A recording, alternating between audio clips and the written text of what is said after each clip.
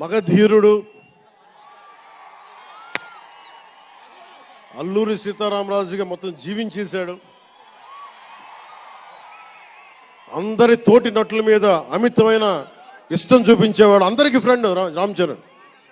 అందరి హీరోలకి చాలా గౌరవంగా ఉండేవాడు. అందుకని అలాంటి రామ్ చరణ్ మంచి 16 అణాలు తెలుగువాడు, మా బంగారం, నా తమ్ముడు. ఒక తల్లికి పుట్టకపోయినా కానీ నా తమ్ముడు.